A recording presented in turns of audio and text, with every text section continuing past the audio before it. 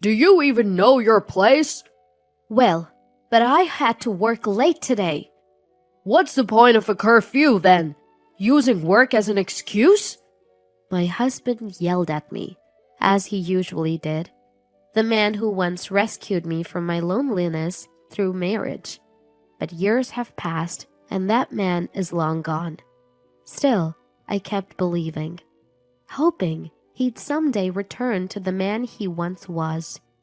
Finally, I realized how wrong I was. Fine, have it your way. I can cut ties too, you know. I am not your slave. My name is Penelope. I'm 30 years old. I met my husband Alexander 3 years ago. I was grieving the loss of my parents at the time. Invited by a coworker, I reluctantly agreed to go to a party. That's where I met Alexander, an IT professional. He too seemed less than thrilled to be there. I didn't go out of my way to strike up a conversation, but that night, maybe because of job stress, I drank more than usual.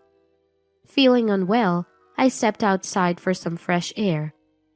Wow, I definitely drank too much. As I rested outside, a voice from behind asked, You okay? I turned to see Alexander. Sorry, I just needed some air. I can take you home if you're feeling sick. Well, but... It's fine. Here, let me take your bag. I've already settled the bill. Wait, then let me give you the money for... It's fine. Can you manage a taxi? If not, we can walk. I was easily smitten back then. His kindness got to me, and before I knew it, I was in love. Days later, as thanks for the ride home, I invited him to dinner. From there, we grew closer and eventually became a couple. When I missed my deceased parents and shed tears, Alexander was always there. With his gentle smile, he'd say, Your tears won't bring them back, Penelope. I know that. If you keep crying, your parents won't be at peace. But... No matter what, I'll be by your side.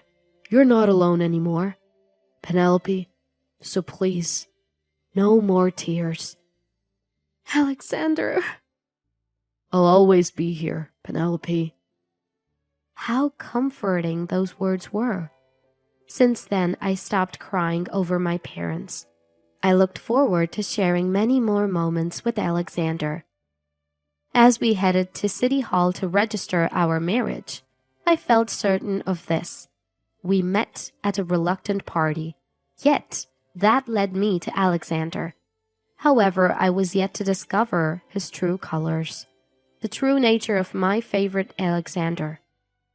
The first hint came about 6 months into our marriage. That's when Alexander suddenly said, Hey, Penelope, could you cover a little more of the living expenses starting next month? What? Pay more?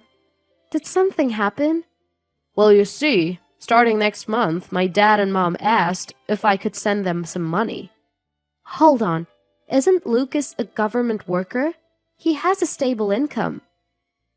I don't fully understand it either, but it seems they're struggling financially. So I want to chip in a little for them from our living expenses. Is that okay? When Alexander suddenly made this request, I was quite surprised. That's because his father Lucas has been working in the public sector for over 30 years. While his salary isn't exceptionally high, it's not so low that they would struggle. Are my in-laws really struggling so much that they would ask their son to contribute? Despite feeling uneasy, I couldn't flat out say no to Alexander's request.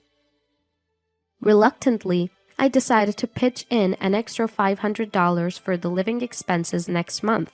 2 months later, incredibly, Alexander made another shocking proposal. Hey, Penelope, could you add another $500 starting next month? Wait a minute. This time, even I had to call a timeout. That would mean I'm paying almost all our living expenses. So, is that a problem? I'm having a hard time financially because I'm sending money to my parents. I get that, but an extra $1,000 is too much. I want to save some money too. Save? You can save all you want in the future, but I can only support my parents now. Are you going to refuse that? I was struck dumb by Alexander's terrifying outburst. I had never seen the usually calm Alexander so furious before. Without showing me any mercy, Alexander fired off harsh words. Hey, are you even listening? Seriously, I've always thought this. Whenever something bothers you, Penelope, you go silent. Alexander... I married you, a woman who's not particularly outstanding. Why can't you even listen to your husband properly? No, that's not what I meant. Don't get into the details. All you need to do, Penelope, is listen to what I say. If you have time to argue, get the cleaning done instead. Alexander violently grabbed a can of beer and hurled it towards me. It hit my head hard, scattering the beer all over the floor. Pointing at the mess, Alexander yelled, "Clean that up, you slowpoke!" I couldn't say anything back, left with no choice but to do as told. From that day on, Alexander's behavior grew increasingly tyrannical. 2 years into our marriage, my days were filled with misery. After Alexander started henpecking me, several rules were imposed. The first rule was that I should shoulder all the household expenses. Second, I had to adjust my schedule to Alexander's. Third, I had to see Alexander off and welcome him home every day. Additional rules included doing the cleaning and laundry daily, preparing meals based on caloric count, and being home by 6 p.m. regardless of how busy work was. The rules were almost suffocating. I also work full-time, so it's impossible to devote all my time to Alexander. Still, I tread carefully, not wanting to upset Alexander. Some may wonder why I don't just get a divorce. Some people may think so, but I still believed Alexander would return to the kind man he once was. Then, one fateful day, after finishing dinner, I took a shower once I confirmed that Alexander was asleep. I had been instructed to shower only after he was asleep, so this had become my routine. Upon returning to the living room, I noticed an envelope sticking out of Alexander's bag. What's this? Normally, I would never touch Alexander's personal items, but that day my curiosity got the better of me, and I found myself reaching for the envelope. The front read, "Pay stub," with Alexander's name on it. On a whim, I pulled out the pay stub and checked the amount. The figure was unbelievable. $1.4K? The pay stub showed that Alexander's take-home pay was only $1.4K. With 22 workdays in a month, this amount didn't make sense. You're kidding, right? Alexander's salary is only $1,400 a month? That can't be true. Not when he's working in IT. I've been covering all the living expenses for 1.5 years because he said he was supporting his parents. But was this the real reason? The next day, I decided to talk to Alexander directly about it, so I didn't prepare dinner and waited for him to come home. As soon as Alexander got home, I got right to the point. "Hey, Alexander, can we talk?" What? Where's dinner? I told you to have it ready by the time I get home. I need to talk to you about something important. Something important? Is it true that you're working in IT, Alexander? What are you talking about? I saw your pay stub, Alexander. A take-home pay of $1,400 a month. Doesn't make sense for an IT job. Frustrated, Alexander let out a deep sigh. Why are you snooping around my stuff, Penelope? That's creepy. I'm sorry I snooped, but why lie? I didn't lie. You must have seen it wrong. No, I saw it clearly. Your salary is, well, $1,400. Ugh, I've had enough. I'm going out for dinner. With that, Alexander stormed out of the living room. The front door slammed shut, jolting me back to reality. What's going on? Why is he hiding his income? We're supposed to be partners in this. Something needs to be done. So I decided to call my in-laws and get to the bottom of it. Hello? Olivia, my mother-in-law, answered cheerfully. Hi, Olivia. Sorry to bother you this late. Can I ask you something? What is it, Penelope? Olivia didn't sound like she was struggling. She sounded as cheerful as always. Confused, I asked her directly. Are you and Lucas having financial issues? What? Why would you ask that all of a sudden? I was just wondering, are you thinking of sending us money? No, it's just that, don't worry. Lucas has a good job and we're doing fine. We have plenty saved up. What about the money from Alexander? We've never received money from Alexander. He never even mentioned it, unlike you, Penelope. Alexander had supposedly been sending money to them for a year and a half. That's why I had been covering all the living expenses. But Olivia says they've never received anything. There's no reason for her to lie. Finally, it hit me. Alexander had been lying to me all along. But why? The next day, I took an afternoon off from work and headed to the private investigation agency I had researched beforehand. I requested a background check on Alexander. 2 weeks later, when I went to pick up the results after work, the investigator looked at me with a serious expression. Penelope, I'm sorry to say that Alexander does not work for an IT company. I figured. So, where does he work? He is a janitor. Sure, he may clean for various companies, but he's definitely not an IT professional. I see. My bad feeling had turned out to be true. Alexander had lied to me about where he was employed. I sighed deeply, and the investigator made a bitter face. What's wrong? I asked, and he began to speak slowly. Well, Penelope, there's one more thing we need to talk about. One more thing? Yes. Actually, what he told me was a devastating truth that I did not want to hear. I took the envelope with the investigation results and headed home, still in shock. It was 7 p.m. When I opened the front door, Alexander was waiting with an angry look on his face.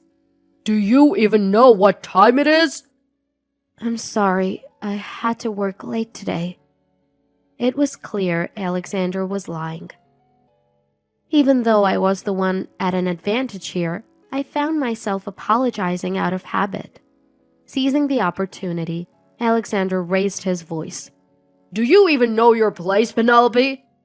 Today was overtime, so it can't be helped. What's the point of a curfew if you're gonna use work as an excuse?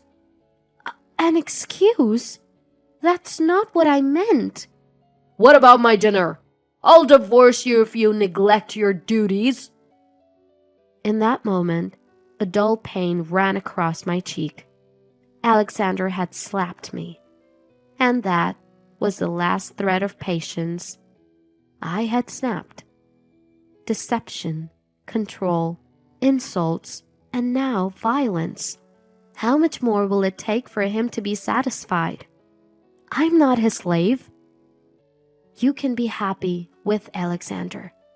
That's what I thought when I got married 2 years ago. I had believed, up until now, that the man who once saved me from loneliness would eventually change. But the Alexander from back then was no more. Or perhaps he was never real to begin with. None of it mattered now. It's time to put an end to all of this.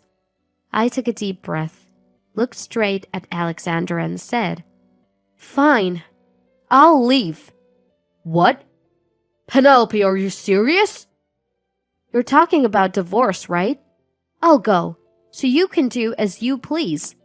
Hey, what are you talking about? Divorce was a joke. I'm not going through with it. Clearly, he hadn't expected me to agree to a divorce so easily. Alexander started to panic. Ignoring him, I continued. Joke or not, I'm serious. I'll pack my things, so don't get in my way. Wait, I'm not agreeing to a divorce. You don't have to. You'll eventually have no choice but to agree. What does that even mean? Cutting Alexander off, I held out the envelope I'd received from the private investigator. Inside were multiple photos proving Alexander's affair.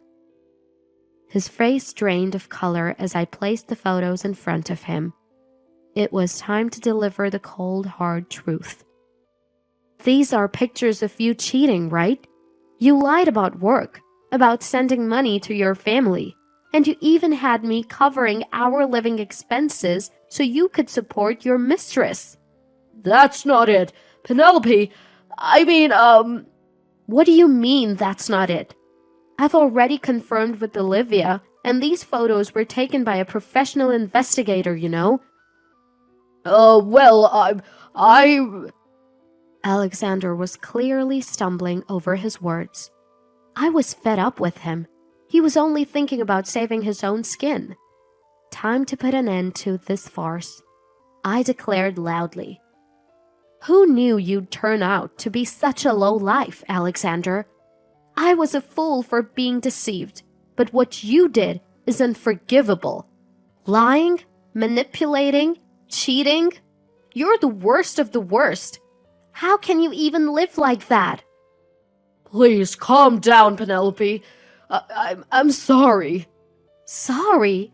You expect me to forgive you now? All this time you've acted like a hand-picked husband while manipulating me like I'm some kind of maid. I'm sorry. Can we start over? Start over? Get real. You've got nowhere to run, Alexander. I'll make sure you hit rock bottom. Prepare yourself. My words must have hit home. He sank to his knees, groaning. Ignoring him, I packed my bags and left the house. I got a lawyer and divorced Alexander. I demanded $30,000 from him and $15,000 from his mistress, both as one-time payments. He tried to get financial help from Lucas, but was of course denied. It didn't end there. He got cut off from his in-laws' house after I told them the truth. His mistress dumped him too, and now Alexander had no one left to turn to. All that awaited him was a lonely, miserable life. But I had no sympathy for him. He got what was coming for looking down on people. As for me, I moved into my company's dormitory and started a new life. Commuting got easier, and it was comforting to have friendly colleagues in the same dorm. Though I now had a divorce record, I had zero regrets. What's more important is that I can live as myself. Being married isn't the only path to happiness. From now on, I'll live a life that I can be satisfied with.